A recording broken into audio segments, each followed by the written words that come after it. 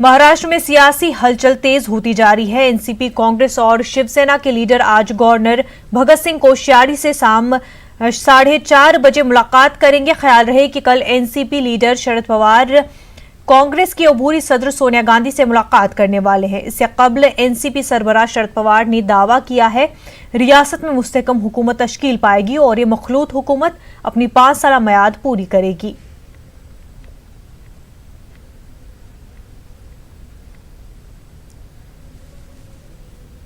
दिल्ली से जब कांग्रेस के नेता आए थे, पवार साहब ने ये विनती की थी कि 5 साल सरकार चलाने के लिए कांग्रेस सरकार में शामिल हो। तो ये तय हुआ था कि एजेंडा क्या होगा, जिसको लेकर हम लोग बैठे। हमने कॉमन मिनिमम प्रोग्राम बनाकर अपने नेताओं के पास भेज दिया है। पवार साहब कल शाम दिल्ली जाएंगे। मंगलवार के दिन कांग्रेस और राष्ट्रवादी कांग्रेस पार्टी के नेता बैठेंगे। कांग्रेस ने अगर सहमति बना दी, सरकार में शामिल होने का फैसला कर लिया, तो हमें लगता है फिर फॉर्मेशन और फॉर्मूले पे बात होगी और उसके बाद जल्द से जल्द महाराष्ट्र में नई सरकार बनेगी। कांग्रेस अकेले एक ही पार्टी बैठ के इसके बारे में सोच नहीं सकती। हमारे अलायंस पार्टनर जो है चर्चा करेंगे और क्या आगे की रणनीति होना चाहिए उसके बारे में वो सोचेंगे। उसका एजेंडा तो अब तय नहीं हुआ है। अब टीवी में उसमें आप जो देख रहे हैं, बहुत से अफवाहें फैल रहे हैं, वो सब गलत है। 17 तारीख को ये निश्चित होगा कि जब हमारे दोनों नेता बैठेंगे, चर्चा करेंगे, उसके बाद में आगे की रणनीति क्या होगी, किस ढंग से चलना चाहिए या किस ढंग से कदम उठाना चाहिए, वो आ जाएगा। हमारे नुमाइंदे अमित राय इस वक्त हमारे साथ जुड़ चुके हैं। अमित, आपसे जानना चाहेंगे कि अब कितना वक्त और लग सकता है जहां पर एनसीपी, सेना और कांग्रेस साथ में आकर हुकूमत तश्कील करेगी महाराष्ट्र में?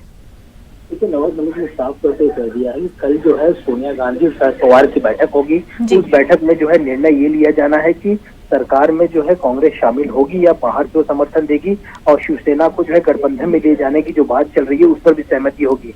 अगर कल सहमति हो जाती है तो उसके बाद मंगलवार को जो है कांग्रेस और एनसीपी की जो प्रदेश कार्यकारिणी के लोग हैं वो आपस में बैठेंगे, बैठक होगी। उसके बाद जो है कुछ तय हो पाएगा। यानी कि आप मान के चलिए कि कल की जो मीटिंग होने वाली है शरद पवार और सोनिया गांधी, तो उसी सबकी निगाहें टिकी हुई आखिरकार कांग्रेस क्या डिसीजन जो है लेती है। उसके बाद ये भी कहा गया कि मुंबई और महाराष्ट्र में जो है मेयर के चुनाव होने वाले हैं, उसमें जो है कांग्रेस एनसीपी जो है अपने अपने उम्मीदवारों को जो है नॉमिनेशन फॉर्म जो है वो भरवाएगी।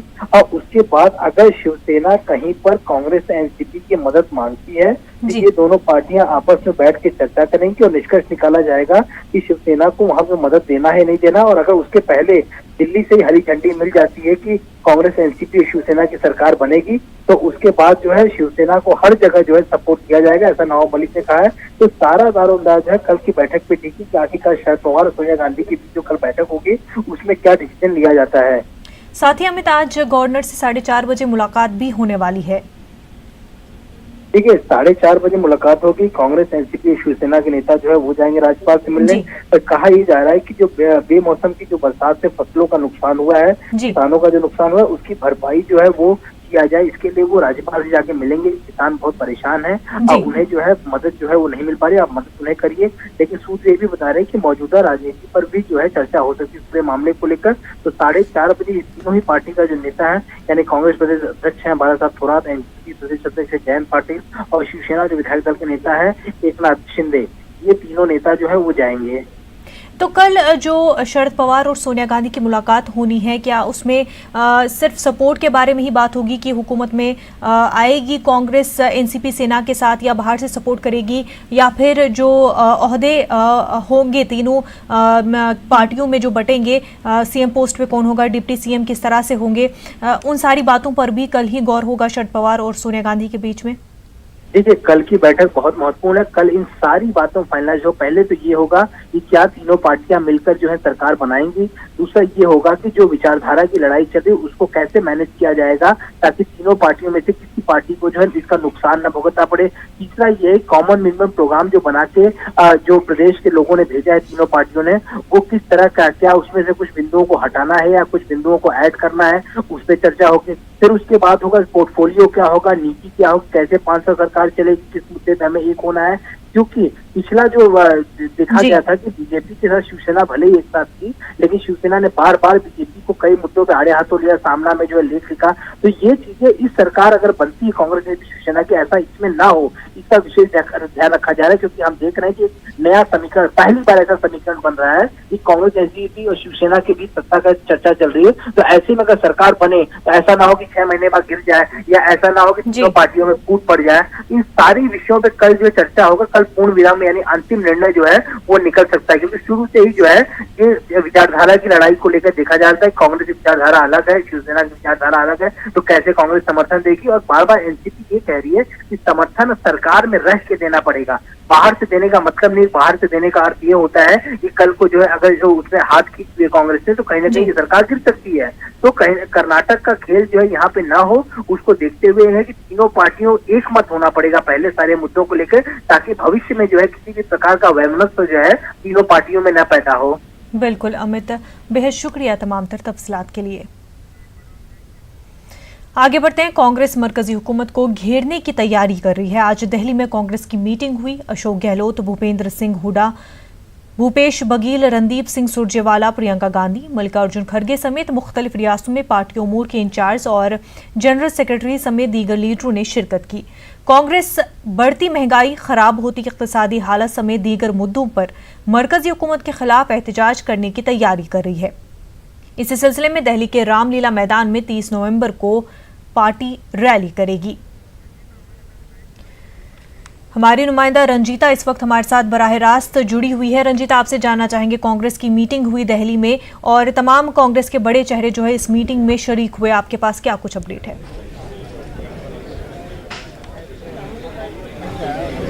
जी मुनज़्ज़र, देखिए कांग्रेस का जो वॉर रूम है 15 GRG, वहाँ ये बैठक बुलाई गई थी और तमाम अलग अलग राज्यों के जो प्रदेश अध्यक्ष हैं, विधायक दल के नेता हैं, प्रभारी हैं और महासचिव, उन तमाम नेताओं को इस बैठक में बुलाया गया था। 15 GRG जो कांग्रेस का वॉर रूम है, यहाँ ये बैठक बुलाई गई थी। बताया गया था पहले कि सोनिया गांधी जो अंतरिम अध्यक्ष है कांग्रेस की, वो इस बैठक की अध्यक्षता करेंगी, लेकिन सोनिया गांधी तो नहीं पहुंची, लेकिन प्रियंका गांधी इस बैठक में थी। हालांकि वो 15 से 20 मिनट इस बैठक में रही और वो भी निकल गई हैं।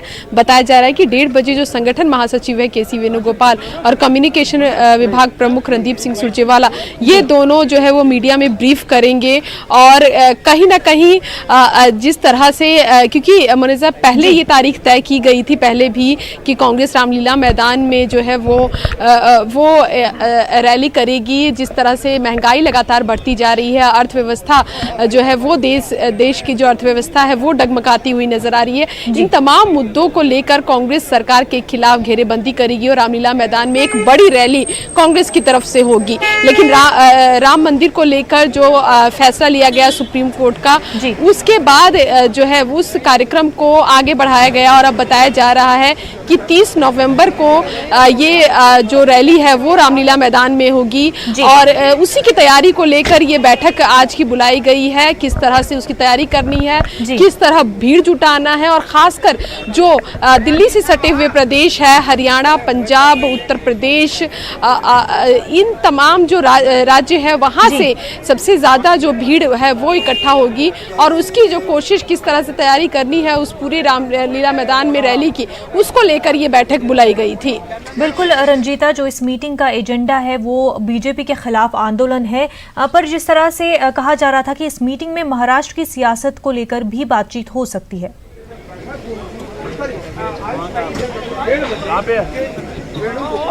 देखिए अभी तो फिलहाल इस तरह की कोई जानकारी नहीं है। इस बैठक का ऑन रिकॉर्ड जो बताया गया है वो यही कि जो बैठक है वो जो 30 नवंबर को रामलीला मैदान में जो रैली होनी है उसको लेकर के है। इसके अलावा और किसी विषय पर चर्चा आज की इस बैठक में नहीं हुई है।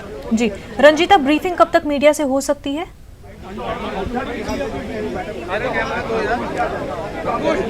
मनोज, 1:30 बजे का समय बताया गया है। 1:30 बजे जो है वो जो रणदीप सिंह सुरजेवाला कम्युनिकेशन विभाग के प्रमुख हैं और केसी वेणुगोपाल संगठन महासचिव वो मीडिया को ब्रीफ करेंगे, बताएंगे क्या इस बैठक में क्या चर्चा हुई और क्या फैसला लिया गया है।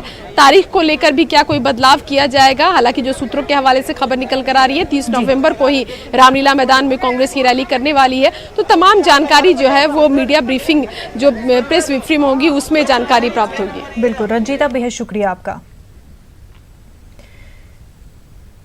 आगे बढ़ते हैं। बीजेपी की जानिब से राहुल गांधी के खिलाफ मुल्कगीर सतह पर एहतजाज जारी है। बीजेपी ने कांग्रेस के साबिक सदर राहुल गांधी से अवामी माफी का मुतालबा किया है। बीजेपी का कहना है कि कांग्रेस लीडर ने रफाल मामले पर मुल्क को गुमराह किया है, इसलिए उन्हें मुल्क से माफी मांगनी चाहिए। इस जमन में बीजेपी ने गुलबर्गा में तवापुरी सर्कल पर एहतजाज किया और राहुल गांधी के खिलाफ नारेबाजी की। बीजेपी कारकुनों ने राहुल गांधी का पोस्टर भी जलाया।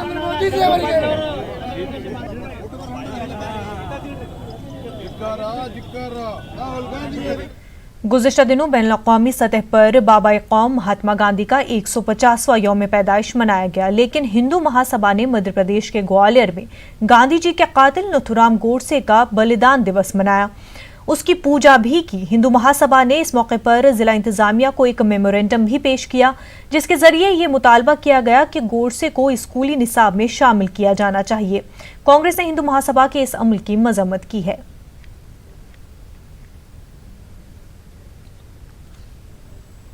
हमारी मांग ये है कि इसके पूरे जीवन चरित्र को पाठ्यक्रम में मांग की जाए, वो जो स्थान दिया जाए, ताकि लोग ये समझें कि नाथूराम गोडसे सही थे या नहीं थे। प्रज्ञा को ये तय करना है कि वो दुनिया के साथ चलना चाहती है कि अकेला चलना चाहती है। अगर वो गोडसे के साथ चलेगी और उसकी विचारधारा से चलेगी तो अकेली रहेगी। तो अब ये उनको तय करना है, लेकिन दुनिया गांधी को मानती है और मानती रहेगी। पिछले साल ज्ञान दे रहे थे भाजपा सरकार को, अब खुद सरकार में हैं। अब बाध्यताएं क्यों बता रहे हैं? संवैधानिक बाध्यताएं, लोकतंत्र की बाध्यताएं बता रहे हैं, अब क्यों कार्रवाई नहीं कर रहे? ये वही विचारधारा है जो महात्मा गांधी की हत्या करने के लिए नाथूराम गोडसे को प्रेरित किया। हमें इस बात का दुख है कि भारतीय जनता पार्टी और संघ इसमें मौन है। उड़ीसा के सरकारी स्कूल में पढ़ाई जाने वाली निसाबी किताब में महात्मा गांधी के कत्ल को हादसा बताया गया है। किताब में लिखा गया कि महात्मा गांधी की मौत 30 जनवरी 1948 को दिल्ली के बिरला हाउस में अचानक किसी हादसे के सबब हुई, जिसके बाद से भुवनेश्वर में तनाजा खड़ा हो गया है। सियासी पार्टियों ने वजीर आला नवीन पटनायक से माफी मांगने और फौरी तौर पर इस गलती को सुधारने के लिए कहा है। कांग्रेस ने मुतालबा किया कि या तो वजीर आला पटनायक इस मामले में माफी मांगे और या फिर इस्तीफा दें। बढ़ते तनाजे को देखते हुए रियासती हुकूमत ने तहकीकात का हुक्म जारी किया है। बीजेपी और बीजेडी जो भाई भाई होकर अछंती तार जो विभिन्न प्रमाण दिया सेइथिपाई नथुराम गोडसे महात्मा गांधी को हत्या करिथिला बोली लेखा जाई नाही। अतः जदि सेइटाकु से ग्रहण करूछंती, किछि लोक तो ताकु भगवान बोलिक मूर्ति तैयारी कलेनी, मंदिर तैयारी कलेनी। वर्तमान ओडिशा सरकार तांकर मूर्ति स्थापन करिया पाई जागार बंदोबस्त करिवे कि? माननीय नरसिंह मिश्र कथारे दिरुक्ति करू नहीं, किंतु मु जहाँ पढ़ी जो बही छपा जाइछि से छापिबारे एक बिंदु हिसाब से वर्णना कराई। जेतेबेले बिंदु हिसाब से वर्णना कराई सेतेबेले एलाबोरेटली बा विस्तृत भाव में अमके तारीख दिन महात्मा गांधी को देहांत होता, अमके तारीख दिन महात्मा गांधी को हत्या कराई, अमके तारीख दिन महात्मा गांधी को आकस्मिक गुलिकांड होता। यार अर्थ ये कथा को डाइवर्ट करने, ये कथा को गृह हल्का करदे विभिन्न प्रसंग उत्थापित कराऊँच। ये डेलीबरेटली होउची। सरकार को गाली देवा ना रे सरकार को मध्य सहयोग करा जाउची। विधानसभा गृह रे आलोचना एवं स्पष्टीकरण सर्वशेष तथ्य पर्यंत जीवा उचित। कौनसी कथा सहसा निंदा प्रस्ताव आनिबा पूर्वरु से संक्रांत रे विभागीय मंत्री ठारू विवृत्ति मो स्पीकर का जरिया रे रखितली एवं स्पीकर मध्य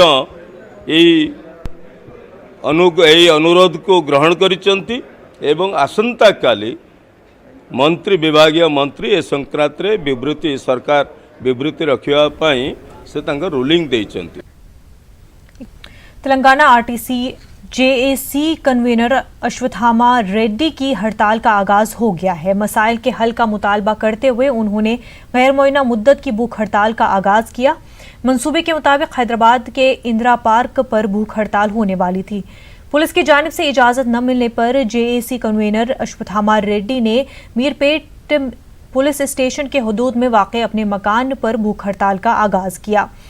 उन्होंने कहा कि हुकूमत के जरिए बातचीत के लिए तलब करने तक हड़ताल जारी रहेगी। हड़ताली आरटीसी मुलाजमीन के मसाइल के हल के लिए सुप्रीम कोर्ट के रिटायर्ड जस्टिस की कमेटी की तजवीज़ को रियासत की टीआरएस हुकूमत ने मुस्तरद कर दिया है। रियासती हुकूमत ने अदालत में कहा कि यह मसला लेबर कोर्ट में चल रहा है, ऐसी सूरत में कमेटी के क़याम की जरूरत नहीं है।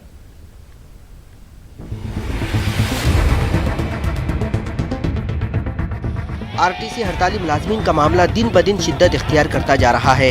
एक जानिब हुकूमत और दूसरी जानिब हड़ताली मुलाजमीन अपने मुतालिबे पर अटल हैं। हाई कोर्ट ने भी मसाइल के हल के लिए दोनों फरीकीन से बातचीत करने पर जोर दिया। बावजूद इसके मसाइल हल होते नजर नहीं आ रहे हैं। मुलाजमीन की हड़ताल और कारपोरेशन की निस्फ बसों को खानगियाने के खिलाफ दाखिल करदा दरखास्तों पर हाई कोर्ट में सुनवाई हुई। हुकूमत ने अपने हलफनामे में कहा कि 1947 सनतों के कानून के मुताबिक आईडी एक्ट के तहत तमाम मुलाजमीन को कानून का पाबंद होना चाहिए, लेकिन आरटीसी के मुलाजमीन इस कानून पर अमल करने से कासिर हैं। वाज़ेह रहे कि हड़ताल के बाद से अब तक आरटीसी के तकरीबन 27 मुलाजमीन की मौत हो चुकी है। एडवोकेट जनरल ने फिर एक मरतबा अदालत को वाकिफ करवाया कि आरटीसी मुलाजमीन की हड़ताल गैर कानूनी है। उन्होंने साल 2015 में रियासती हुकूमत की जानिब से इस्मा कानून के निफाज के सिलसिले में जारी करदा जीओ नंबर 9 का भी तस्करा किया। साथ ही एडवोकेट जनरल ने अदालत को वाकिफ करवाया कि सेक्शन 68 के मुताबिक पब्लिक यूटिलिटी सर्विस इस्मा कानून के दायरे में आते हैं। आंध्र प्रदेश तंजीम जदीद कानून के सेक्शन 3 के मुताबिक आरटीसी की तश्कील अमल में लाई गई। एडवोकेट जनरल ने सेक्शन 47 का हवाला देते हुए कहा कि तेलंगाना आरटीसी की तश्कील के लिए मरकजी हुकूमत की इजाज़त लाजमी नहीं है। रोड ट्रांसपोर्ट और रियासती हुकूमत को इख्तियारात हासिल हैं। फरीकीन के बयानात को सुनने के बाद अदालत ने इस मुकदमे की अगली समाअत 18 नवंबर तक मुलतवी कर दी। Bureau report, news 18 Urdu. UP police के जवान ने 40 किलोमीटर की मैराथन दौड़ लगाई। उसने किसी मुकाबले में हिस्सा नहीं लिया था, बल्कि वो अपने ट्रांसफर से नाराज था और उसने अपनी नाराजगी का इजहार दौड़ की शक्ल में किया। जवान ने 60 किलोमीटर दौड़ने का ऐलान किया था, लेकिन 40 किलोमीटर पर ही वो बेहोश होकर गिर पड़ा। हुक्म नहीं मानने को लेकर ये जवान सुर्खियों में था। सीनियर अफसरान के खिलाफ भी उसने बयानबाजी की थी।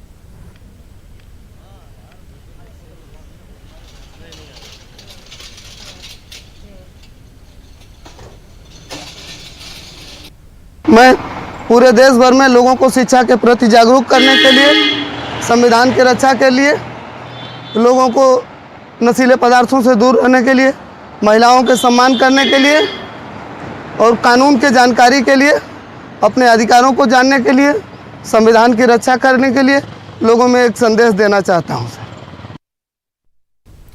चीफ जस्टिस रंजन गोगोई 17 नवंबर को रिटायर हो रहे हैं। अपने रिटायरमेंट से पहले रंजन गोगोई ने कई तारीखी फैसले किए हैं। आइए जानते हैं वो कौन से फैसले हैं जिसके असरात मुरतब होंगे।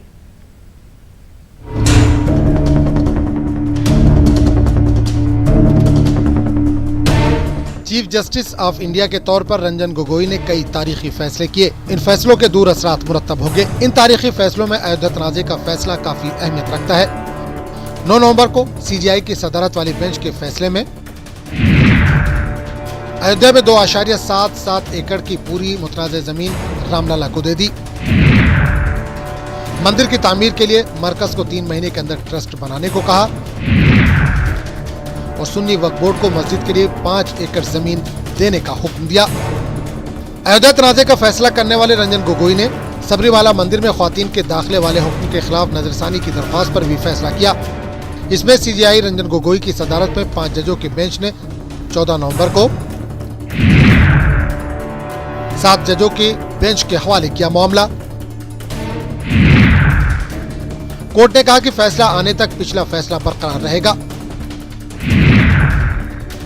पिछले फैसले में मंदिर में ख्वातीन को दाखिले की इजाजत दी गई थी। अयोध्या और सबरीमाला की तरह रफाल सौदे के खिलाफ नजरसानी की दरख्वास्त पर भी कोर्ट ने फैसला सुनाया। नजरसानी की अर्जियों को खारिज किया। सौदे की जांच की जरूरत नहीं।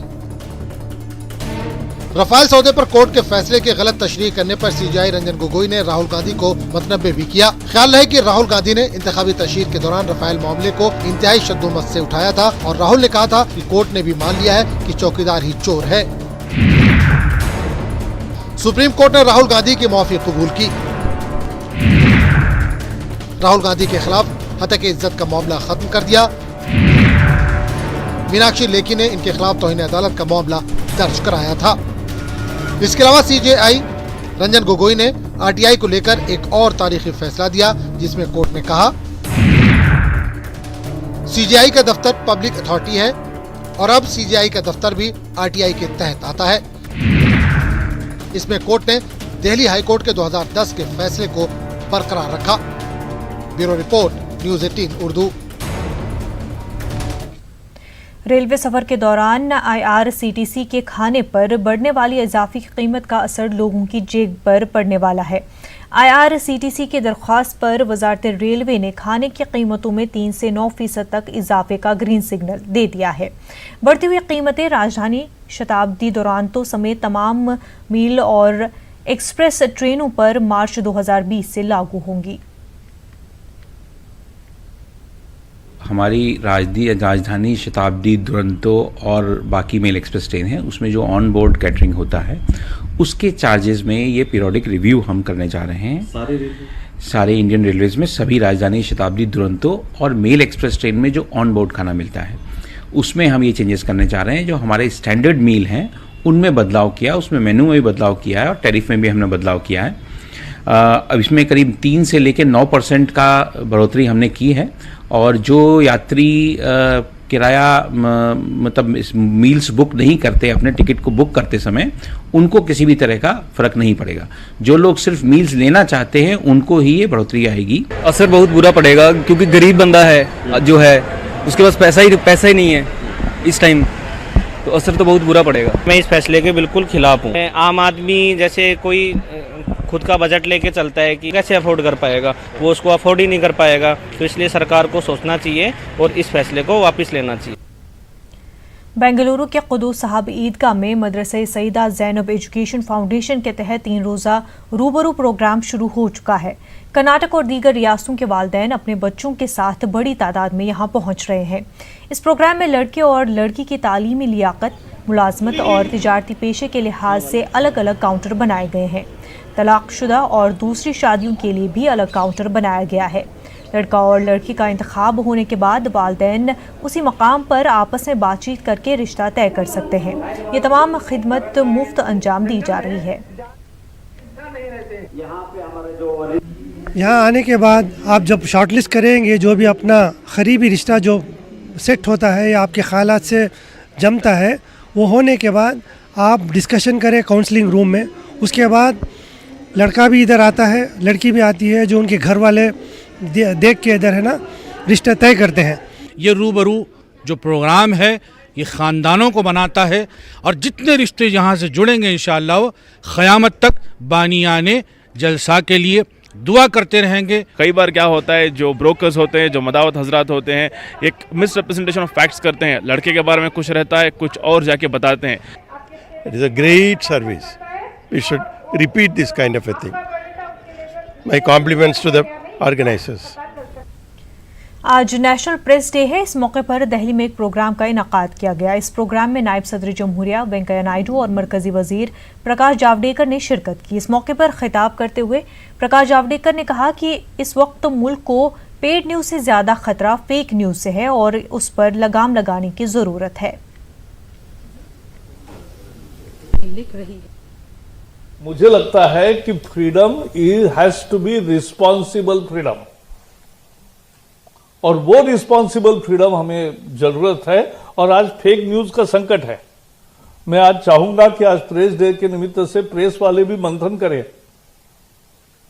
क्योंकि आपका टीआरपी भी बिगड़ रहा है, क्योंकि फेक न्यूज का टीआरपी ज्यादा तेज होता है। तो आपको चिंता करना है कि समाज 20 लोग मरे। एक झूठ खबर चली कि चाइल्ड लिफ्टर्स आए हैं, ये लोग चाइल्ड लिफ्टर ऐसे दिखते हैं। ऐसा एक अफवाह फेक न्यूज के रूप में आती है और वो 20 लोगों की जान लेता है। अच्छा, ये भी एक है गुप्ता जी, लिंचिंग की चर्चा होती है तब एक लिंचिंग की चर्चा देश में होती है, लेकिन ये 20 लोग लिंचिंग से ही मरे उसकी चर्चा नहीं होती है। तो ये भी एक देखने जैसी बात है। तो ये मेरा कहना है कि जो भी फेक न्यूज का संकट है वो पेड न्यूज के संकट से ज्यादा है। मैं जब प्रेस काउंसिल का मेंबर था, राज्यसभा का सदस्य करके मैं पहले होता था, तब प्रेस काउंसिल में सबसे बड़ा विषय था पेड न्यूज। और चुनाव के समय में पेड न्यूज कैसी होती है इसका ज्ञान हमसे ज्यादा